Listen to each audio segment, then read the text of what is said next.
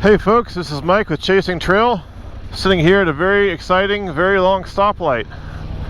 Got Hukalach here on his R1250 GS 2019, and I'm on the brand new 2022 Yamaha Tenere 700.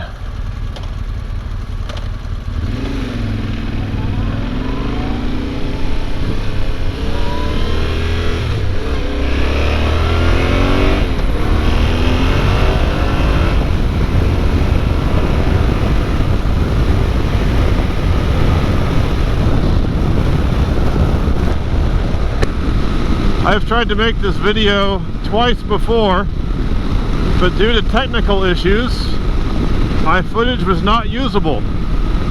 So, here's hoping third time's the charm. And yeah, I'll get my first impressions for the third time. I gotta figure out where I'm going here first. Well, this is an exciting start. Lots of sitting at stoplights, and now I'm not going to trigger this one. Anyhow, this is the new bike, and initial impressions are I love it. Fits me like a glove. I can just about flat foot in my boots, not quite, but pretty damn close. Maybe a half an inch off from having both heels down. Yeah. I love the cockpit. I love the feel. It doesn't feel tall or top heavy to me. I've got an absolutely full tank of gas right now. Very easy to push and move around my garage. Oh, fuck. Sure enough, I didn't trigger the light. Now I'm stuck here. Okay, we'll follow Hukalach. Hopefully he knows where we're going, because I sure as hell don't. Any case, back to the Tenere. This thing's awesome. The feel and cockpit and riding position and everything, it actually reminds me a lot of the CR300L, except a lot more power, which is to be expected. It's got over twice the displacement.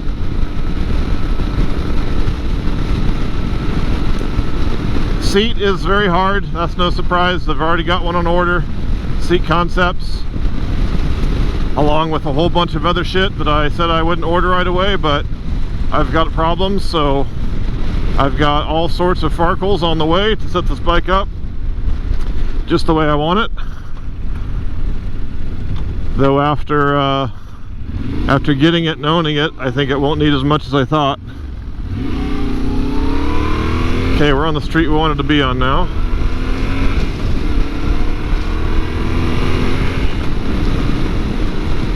Feels very planted and stable. It's pretty flickable at lower speeds, but as you get higher in speed, it definitely is, you know, the turn in's a little slow, as you'd expect with the 21-inch front. I don't mind that at all. I wanted the longer suspension travel and larger wheel size, because so many of the roads around here, even like the one I'm on right now, are pretty bumpy, shitty roads, and bikes like this just eat these kind of roads up, so that's perfect. As much as I love my R1250R, on these bumpy kind of back roads, it just, even on the soft electronic suspension setting, I'd kind of get beat up. And I found I enjoyed being on the dual sport more, even though they were definitely a less roadworthy bike. The suspensions were so good, they just eat all this kind of stuff up on these kind of roads. I thought I was going to replace these stock mirrors or put my double take Adventures. These mirrors are great. They're the perfect distance, nice wide view, no vibration. Windshield seems fine so far. I'm 6'1" with the 32-inch inseam. You know, buffeting is such an individual thing based on your height, your helmet shape, so many factors. It's really hard to say whether you're going to have buffeting issues or not. So far, none for me. It's a little bit noisy, but nothing's knocking my helmet around or anything, and I'm wearing my Shoei Hornet X2 helmet with the visor or the peak on it. Happy Easter to everybody, or Passover, or Ramadan, or whatever you might want to celebrate today. It's a beautiful day. 70 degrees, sunny. We just had some rains. Couldn't ask for a better day to be on a motorcycle.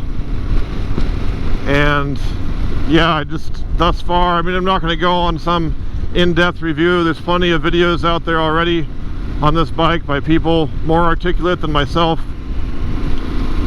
But so far, I'm really pleased. You know, like every bike, in the beginning, you always have a honeymoon phase. I don't like being stuck behind this fucking Slow-Jo, though. Come on, pal.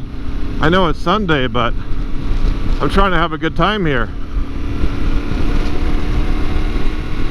I don't know this road very well, or I would just zip past him.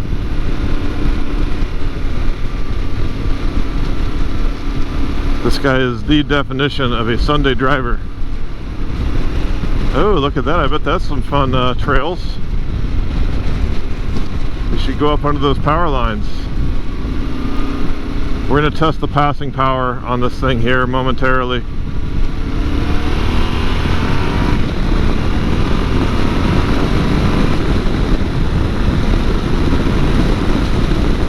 Plenty of passing power. Not going to get too crazy on the leans. I am still on brand new fresh tires with less than 20 miles on them. The exhaust note on this thing is good, but with the stock can, it's so quiet I can't hear it. I can feel the vibration ever so subtly, not in any sort of obnoxious way, just enough to know the bike is running. And I only really feel that, I guess, through the foot pegs. I don't really feel anything through the handlebars or the seat. But I can tell the bike is on through the foot pegs, which I like to be able to feel a bike a little bit, not as much as my KTM. Feel that way too much, but this is just right.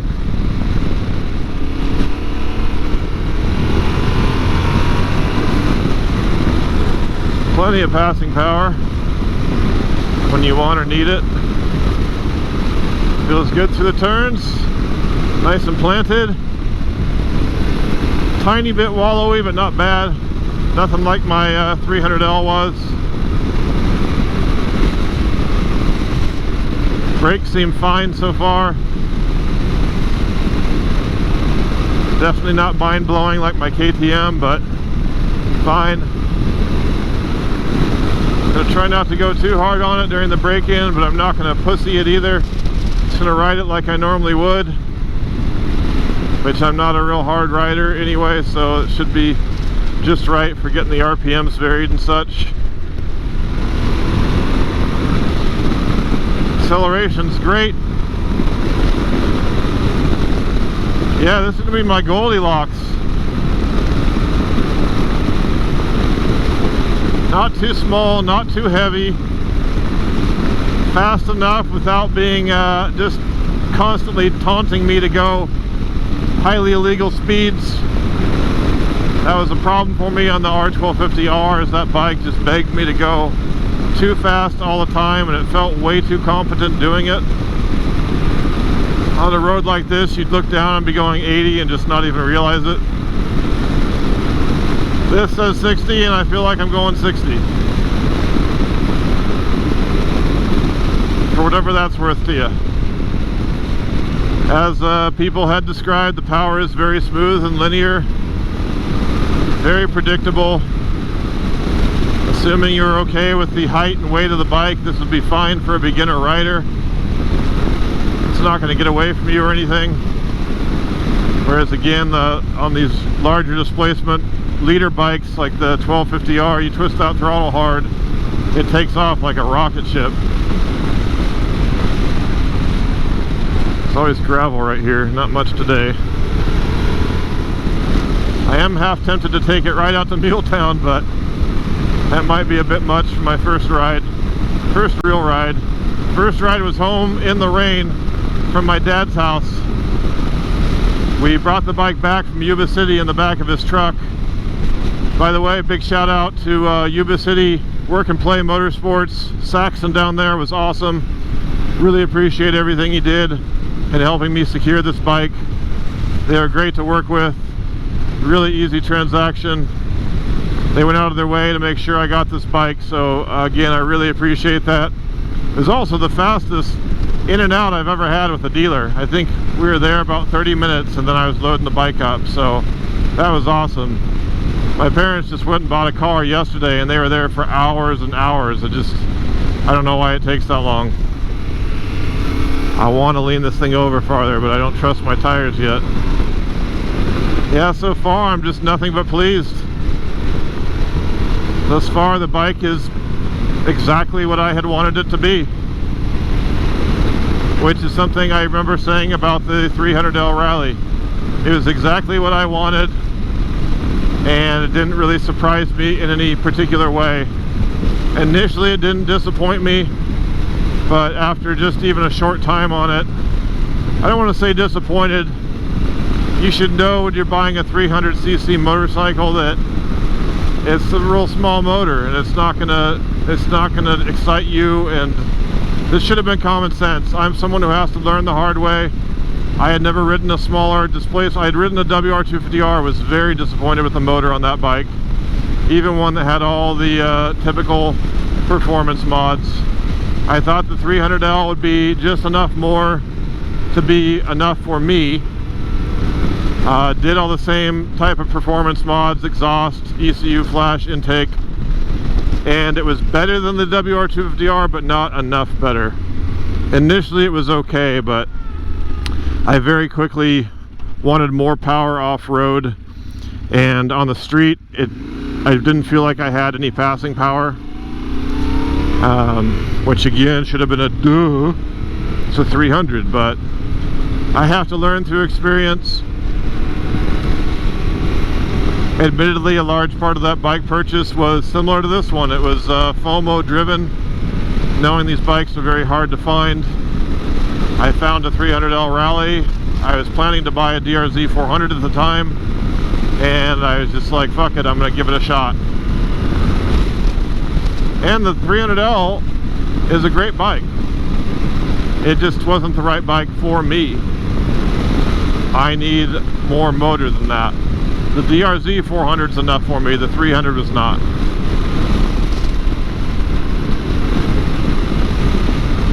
Speaking of hard to get, this one's sort of the same situation. I had been calling around to every dealer, every Yamaha dealer within a few hours of me about once a month for the last 6 months, and nobody had one.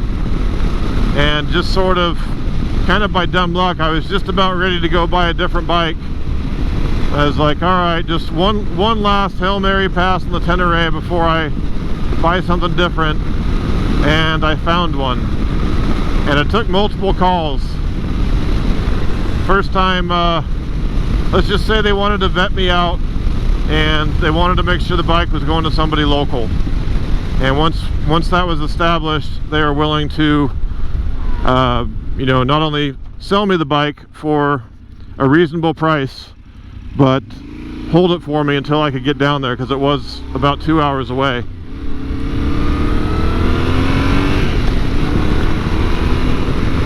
I really appreciate them doing that. So I always find it interesting to discuss prices. Some people don't like to. I am in California. Everything here has a sunshine tax.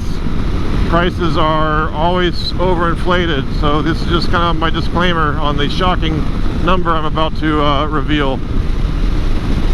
Every dealer around here, with the exception of one, I'll go into that, everyone I had called in the Northern California area are selling their motorcycles for anywhere between about 27 to 33% over MSRP once you add everything up, and that's tax, title, license, registration, freight, dealer setup, blah blah blah.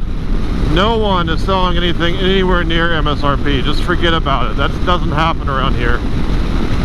If it does, please tell me how you got that to happen, because I pushed really hard on some of these people. Some of them I just was like, nah, and waited to see if they'd come back with something, and some of them did. Some of them just let me walk. But even when they came back with something, like I said, they go from like 33% down to 27 over MSRP. I watched a video the other day on Yami Noob's channel. Well, Spite bought a KLR 650 Adventure non-ABS model, and he got it for $1,200 under MSRP in Texas, which is fucking mind-blowing. If I could have got a KLR 650 Adventure for $6,500, I would have bought it. This bike, I'm sure, is better, but it's not twice better. And I would have bought the KLR at that price, no question. The best price I could find on one around here was just shy of $9,700 out the door. And at that price, the Tenere is only $3 grand more. You know, to me it was worth it. You got to make your own calculus, but all this is to say, you don't find good deals in Northern California. The other problem is the bikes here have to be California compliant, so there's oftentimes a 49 state model and then a California specific model that has extra emissions bullshit in a charcoal can, which is retarded because the first thing everyone does is pull that crap off as soon as they buy the bike. And bikes aren't smogged, so none of this makes any sense. It's all stupid, like half the laws in the state, but don't get me started. In any case, you're usually stuck buying a California bike in California and you're not going to find a deal. Okay, I'm rambling. So what did I pay out the door? $12,900 was my out the door price. The other dealers I talked to are basically the same or more. My local dealer wanted $13,100 and they had a wait list of 9 people. 9. That's fucking crazy. My next closest dealer had a wait list, not that big. I think they said 2 or 3 people, and it wasn't going to be any cheaper. So having the opportunity, you know, basically works out to about $700 ADM, additional dealer markup. That's basically what I paid extra that normally you wouldn't have to. So I paid a $700 I want it now price. But again, even if I'd gotten on a list and waited, I'm still going to pay that much or more. You're not going to get a bike right now, especially a Tenere or a $300, these hard to find, high demand bikes for anywhere near MSRP in this state. So I'm happy with the price I got.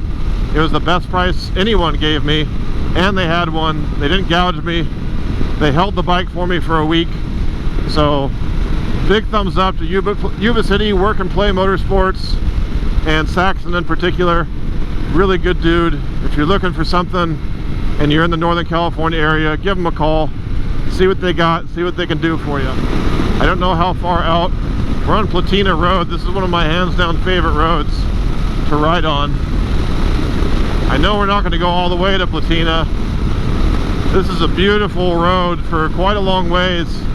Eventually it gets really twisty and windy, like slow speed, twisty, windy, with a really sharp cliff off the side.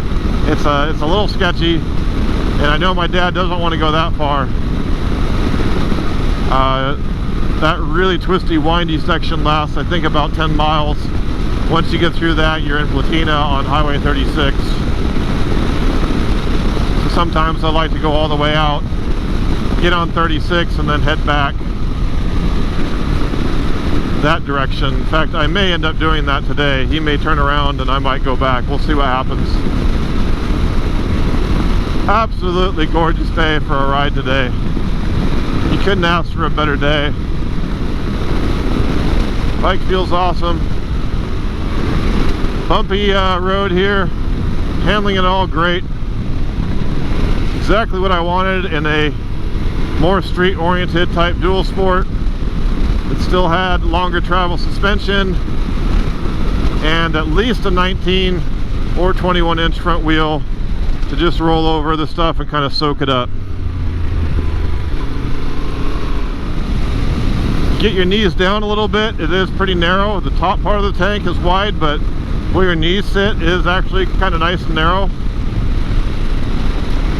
Very comfortable seating position. Not going to crowd this dude. He's going at a moderate pace. Just enjoying the day on his cruiser. I can definitely see the appeal of a cruiser someday. Just get out, enjoy the ride, scenery. not be worried about going fast like me and being an asshole. I am going to find an opportune moment to pass here though, and I can see enough road ahead of me.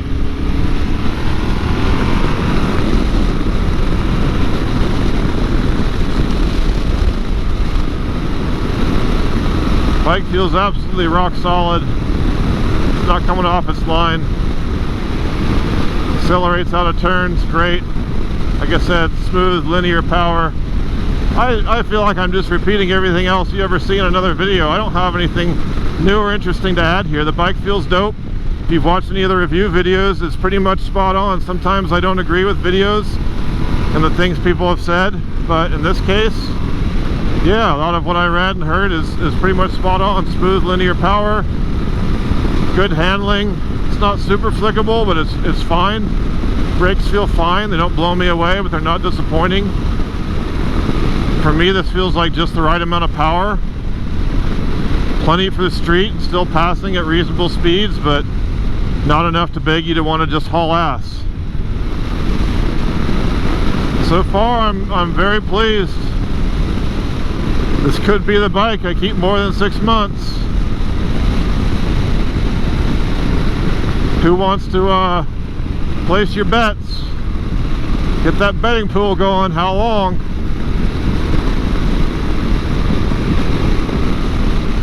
It's checking all my boxes for what I wanted. Especially once I get all my forkels and get it set up just the way I'd wanted to. Transmission is super smooth. I've heard people say the engine braking seemed too much. I don't feel that at all. It feels about exactly like what I'd expect. Yeah, these bumpy, beaten up, shitty roads. It's just soaking it right up.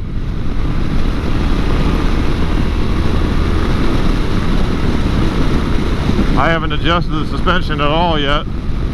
I even set my sag. I don't know if I'm going to be able to set my sag properly on the stock spring, which is some of the things I've already ordered the appropriate springs for my considerable mass, which was basically the heaviest springs they made.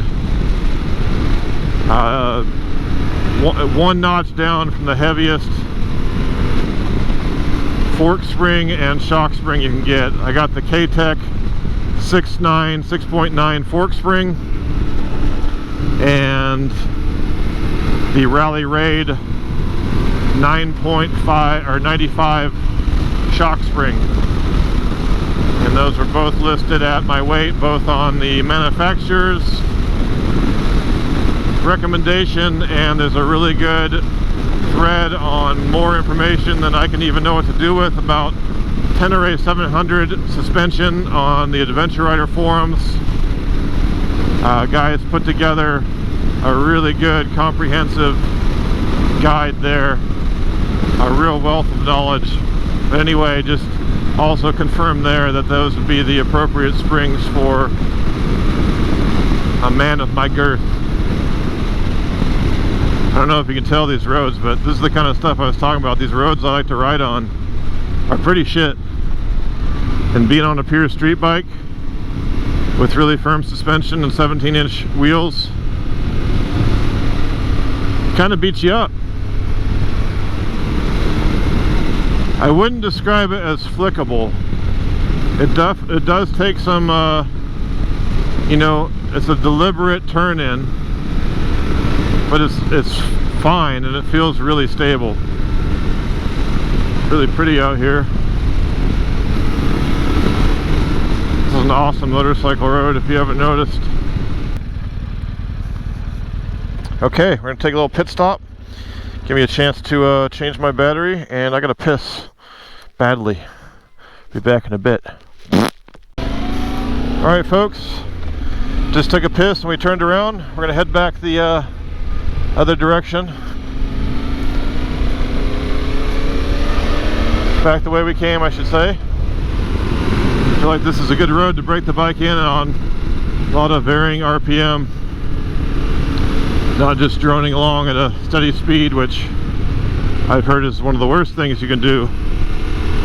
I'm trying to break a bike in. I'm really surprised I'm not feeling any other kind of wind buffeting or anything coming off the windshield. So many people had complained about it that I thought for sure that was going to be an issue, but I don't feel anything. It's a little bit noisy, but that's it. Maybe I should try with my, let's see what happens with the visor up.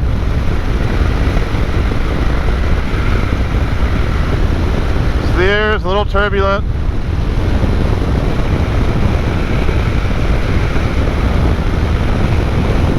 Yeah, the air is a little turbulent, and so therefore kind of noisy, but it doesn't feel like it's pounding me right in the face like the 300L did.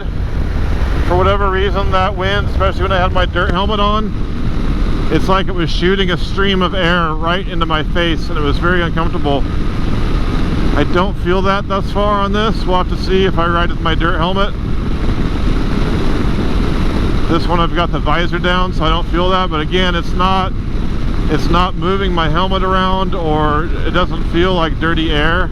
I guess it is coming, it's basically hitting me right, well, it's hitting me right in the face. For whatever reason, it doesn't feel like a blast. It's there, but it doesn't feel like a focused stream of air like coming out of an air compressor, if that makes any sense. Clutch pull is a little firm. I had ordered the Camel ADV one finger clutch pull, so I do have some carpal tunnel, and I'm kind of sensitive to clutch pull. My hand will really start to ache and cramp pretty quick. It's really bad on my KTM. This one doesn't feel bad so far. It's a little firm. So right now I'm debating, do I want to keep that one finger clutch pull kit, or should I cancel that order? I don't know. My hand is already a little sore. I should probably keep it. Sitting in front of a computer all day for work and then doing it as a hobby is not done favors for my wrists.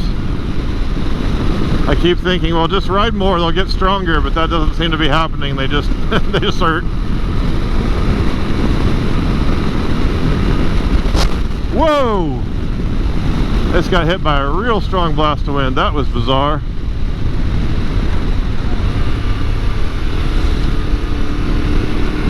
That was very strange.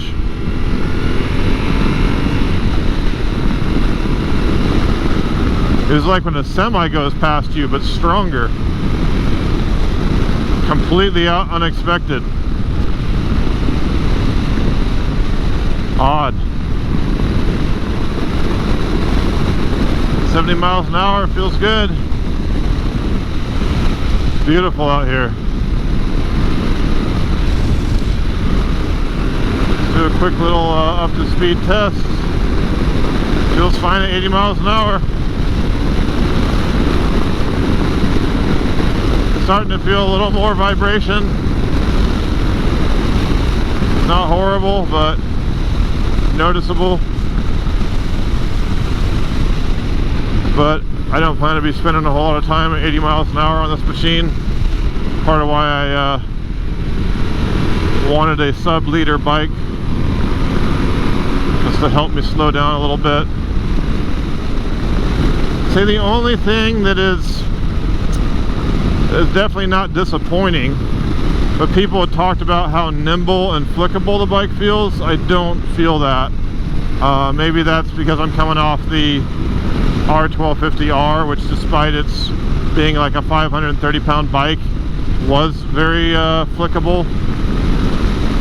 This definitely takes a more deliberate turn in, especially the faster you're going, the more noticeable that becomes, which on the flip side of that, it feels really stable.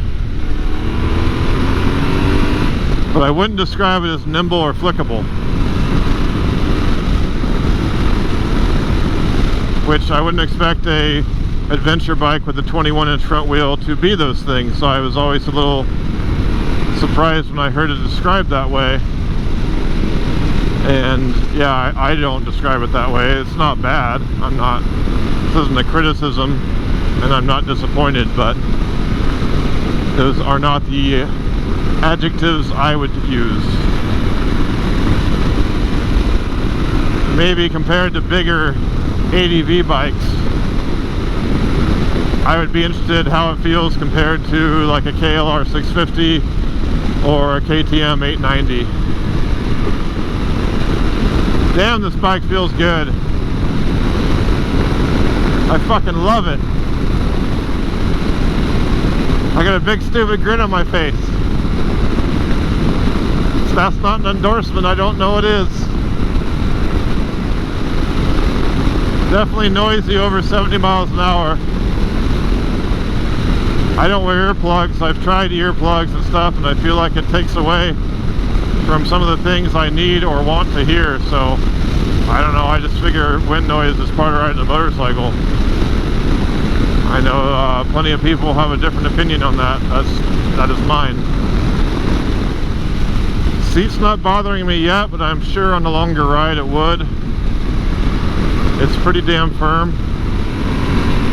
And knowing how I felt about seats in the past that had a similar sort of very firm feeling, after a couple hours they usually start to feel like a torture device. So, and as I got this bike with the intention of doing some longer rides, I can say pretty confidently that my choice to order a seat already was a good one. Part of that too is I wanted the Seat Concepts one-piece seat so that the whole seat will come off with just the key.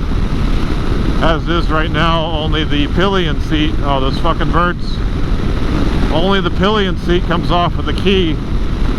To get the rider's seat off, you'd have to then unscrew a couple bolts, and I like being able to just pull the whole seat off and have access to everything. So it's just one more reason to go for the full seat. Yeah, in fact, my ass cheeks, now that I think about it, my ass cheeks are starting to go numb. I just had one semi-close call and one very close call with fucking buzzard stuff there. Yeah, I saw the buzzard fly off. I commented on it. It was like that goddamn bird. Close call. It was on the side of the road and it flew directly across right in front of me. I hate those birds. Well, I'd say if you're on the fence wondering if you should get a Tenere, yes. Yes, you should.